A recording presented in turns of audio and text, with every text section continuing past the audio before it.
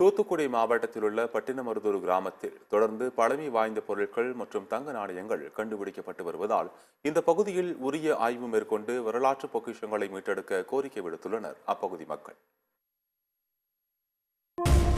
தூத்துக்குடி மாவட்டத்தைச் சேர்ந்தவர் வரலாற்று மற்றும் தொல்லியல் ஆர்வலர் ராஜேஷ். இவர் தூத்துக்குடி மாவட்டம் தரவைக்குளம் மீனவ கிராமம் அருகில் உள்ள பட்டினமருதூர் கிராம நிர்வாக அதிகாரியின் டிஜிட்டல் கிராப் சர்வே பணியோடு சேர்ந்து தனது கள ஆய்வு பணியினை மேற்கொண்டார். அப்போது அக்கிராமத்தில் மிக மிக தொன்மையான டோலகா ஹரப்பா நாகரிகத்தினை விட தொன்மையானதாக தென்படும் மணல் கற்களால் ஆன கட்டுமான முறையின் வடிவமைக்கப்பட்ட கிணற்றினை கண்டறிந்தார். அதன் தொன்மை தெரியாமல் பாதுகாப்பற்ற நிலையில் உப்பு உற்பத்தியாளர்கள் அதனை பயன்படுத்தி வருவதாகவும், மேலும் இத்தகைய மிகப்பெரிய கிணறானது எங்கனம் நில உடைமை சீர்திருத்தத்திற்கு முன்பும் பின்பும் உள்ள வருவாய்த்துறையின் இந்த கிராம வரைபடம் மற்றும் புல வரைபடம் ஆகியவற்றில் பதிவேற்றம் செய்யப்படாமல் உள்ளது என்பது வியப்பாகவும் வேதனையாகவும் உள்ளதாகவும் அவர் தெரிவித்தார். தொன்மையானதாக தென்படும் இந்த கிணற்றினை உடனடியாக ஆய்வு செய்து வரைபடங்களில் பதிவு செய்து அரசுடைமையாக்கி பாதுகாக்கப்பட்ட தொன்மையான சின்னமாக அறிவிக்க வேண்டும் என்று ஏற்கனவே நமது சத்தியம் தொலைக்காட்சி மூலம் கோரிக்கை விடுக்கப்பட்டது.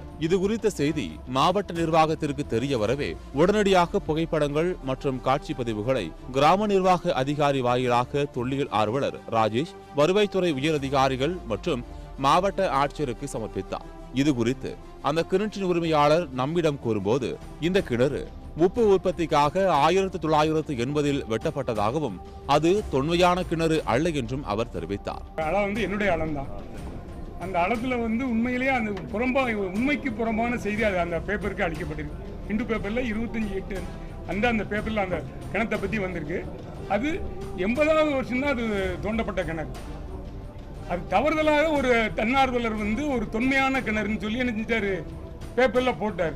அதையும் நம்பி நேற்று அந்த கிணத்துல எதையுமே செய்யக்கூடாதுன்னு சொல்லி வந்துட்டாங்க. ஆனால் அது தவறுதலான நியூஸே தவிர அது உண்மைக்கு புறம்பான நியூஸ். அதை எதுவும் பெரிது பண்ண வேண்டாம். அது என்னுடைய கிணறு என்பதிலே நாங்கள் தான் அதை பண்ணோம். அந்த கிணறு தோண்டி உப்பு உற்பத்திக்காக பட்டா இடத்தில் தோண்டப்பட்ட கிணறு. ஆமா, சாதாரண தரையில நாங்க உப்பு உற்பத்திக்குன்னு ஒரு கிணறு தோன்றது வழக்கம். அந்தபடிதான் தோண்டப்பட்ட கிணறை தவிர அது தொன்மையான அவங்க சொல்ற மாதிரி 1000 வருஷத்துக்கு முன்னால உள்ள கிணறு அப்படிப்பட்ட கிணறு அது கிடையாது. அதை நீங்க பாத்துக்கோங்கன்னு சொல்லியிருக்கோம். தொல்லியல் துறையை நீங்க ஆய்வு செய்யுங்க, அப்படிப்பட்ட கிணறு அது இல்ல. இந்த நிலையில் தற்போது இந்த பகுதியில் இறால் வளர்ப்பு பண்ணைக்காக இடத்தை சீர் செய்த போது பெரிய அளவில் சங்கு குவியல்கள் 60 மூட்டைகளில் கிடைக்கப்பட்டதாகவும் அதனை அந்த சீர் செய்யும் பணியில் ஈடுபட்ட ஒப்பந்ததாரர் எடுத்துச் சென்றதாகவும் கூறப்படுகிறது. மேலும் இந்த பகுதியில் இருந்த கல் மீது மற்றொரு கல்லை வைத்து அடித்து ஆய்வு செய்து பார்த்தபோது அதில் 7 சுரங்களும் மீண்டதை கண்டு சமூக ஆர்வலர் ஆச்சரியமடைந்தார். இது ஒரு இசைப்படிக்கட்டாக இருக்க வாய்ப்புள்ளதாகவும் இதன் மூலம் அந்த பகுதிகள் மிகப்பெரிய அரண்மனை இருந்ததற்கான சாத்தியக்கூறுகள் தெரிகின்றன என்றும் கூறினார். நான் ஏற்கனவே ஒரு வித்தியாசமான இசைக்கல் போன ஜனவரியில் பார்த்துருந்தோம். அதையும் டாக்குமெண்ட் பண்ணியிருக்கோம். அது பார்க்கறதுக்கு பெருசாக இருக்கும், தூக்குறது கொஞ்சம் லைட்டாக இருக்கும். தூக்கு நல்லாவே லைட்டாக இருக்கு. தட்டும் போது மியூசிக் வருது. ஒவ்வொரு பக்கத்துலையும் தட்டும்போது ஒவ்வொரு விதமான சுரங்கள் வருது. அது அப்போ இசை படிக்கட்டு மாதிரி ஒரு கட்டுரை கலை மண்ணுக்குள்ள இருக்கா.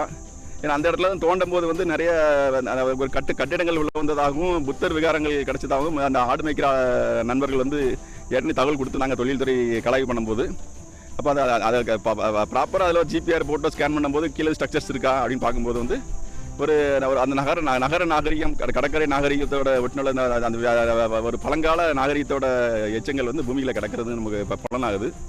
மேலும் இந்த பகுதியில் ஆடு மேய்க்க சென்றவர்கள் பலர் பல்வேறு நாணயங்களை கண்டெடுத்து ஒப்படைத்துள்ளனர். இதனை தற்போது ஆய்வு செய்து பார்த்ததில் 2.6 விழுக்காடு முதல் 44 விழுக்காடு வரை இந்த நாணயங்களில் தங்கம் சேர்ந்துள்ளது தெரிய வந்துள்ளது. ஆகையால் இந்த கடற்கரையை ஒட்டி உள்ள பகுதியை தொல்லியல் துறையினர் வேலி கிடைத்து பாதுகாத்து தற்போதைய அதிநவீன கருவிகள் மூலம் ஆய்வு நடத்தினால் செல்வ செழிப்புடன் இருந்த சேர சோழ பாண்டியர்கள் காலத்திற்கு முந்தைய தமிழனின் செல்வ செழிக்கும் பண்டைய நாகரிகம் சுமார் 10,000 டன் தங்கம் ஆகியவை இந்த நிலத்தில் கிடைக்க வாய்ப்பு இருப்பதாகவும் அவர் தெரிவித்தார்.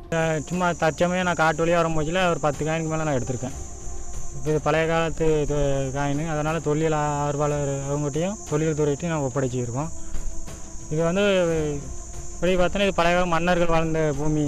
ஆகையால் மத்திய மாநில அரசுகள் இதில் தனி கவனம் செலுத்தி வரலாற்று உண்மைகளை வெளிக்கொண்டு வந்து புதைந்து கிடக்கும் வரலாற்று பொக்கிஷங்களை வெளியில் எடுத்தால் உலகிலேயே மிகப்பெரிய வல்லரசு நாடாக இந்தியா உருவாகும் என்றும் அரசு உரிய நடவடிக்கை எடுக்க வேண்டும் என கோரிக்கை விடுத்துள்ளனர் வரலாற்று ஆர்வலர் ராஜேஷ் மற்றும் அப்பகுதி பொதுமக்கள். காயின்கள் வந்து தங்கம் சேர்த்திருக்காங்க.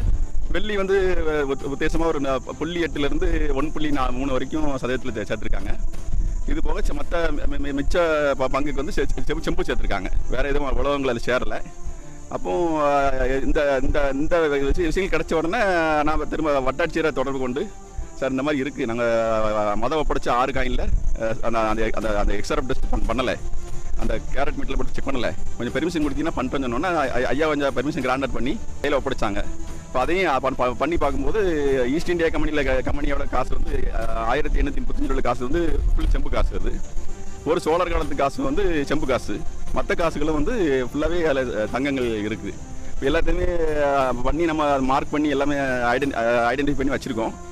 அதுதான் அதை எக்ஸ்போஸ் பண்ணி கொண்டு வந்துடணும், வெளி தகவல் கொடுத்துருங்கிறதுக்காக அந்த திரும்ப ஒரு கலாய்வு வந்தோம். மேற்கொண்டு எதுவும் அந்த ஃபீல்டை நம்ம சத்தியம் டிவி நிறுவனம் மூலமாக கொஞ்சம் டாக்குமெண்ட் பண்ணுறதுக்காக கொண்டு வந்தோம். பண்ணும்போது நிறைய சிதைவுகளை பார்க்குறோம். வித்தியாசமான சிதைவுகளை பார்க்குறோம். அந்த அந்த சிதைவு குவியல்கள் பார்க்குறோம். சத்தியம் தொலைக்காட்சியின் செய்திகளுக்காக தூத்துக்குடி மாவட்ட செய்தியாளர் ராஜா சாலமோனுடன் சத்தியம் தொலைக்காட்சியின் செய்திக்குழு.